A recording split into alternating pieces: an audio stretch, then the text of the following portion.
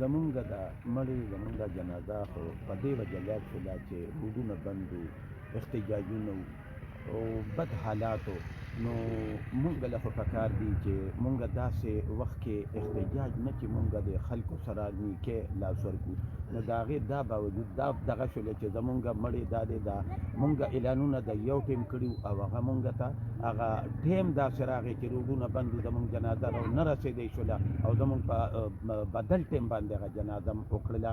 نو دا نه دي پکار زمونږ د ټولو مسلمانانو ته زه دا خواست کوم چې داسې وخت کې داسې دغه کې لکه دا شی نه کوي، دې کې صوف پکاري، دې کې بدماشۍ نه دي پکار، دې کې صوف پکاري دې انسانانو له چې د بل په غم وکړي.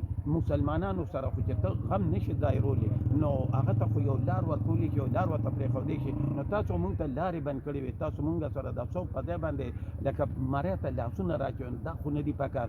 زه دې ټولو عوامو ته دا خواست کوم چې داسې حالات یا داسې دغه کې لکه صوف پکاري. دا مړی تاسو پنډۍ نه روړه؟ دا مونږ له پنډۍ نه دي راوړو او پنډۍ نه چې مونږ راوړو ټول روډونه مونږ ته بند وو، موټر وی بند وه، مونږ په هغې وجه لیټ شو.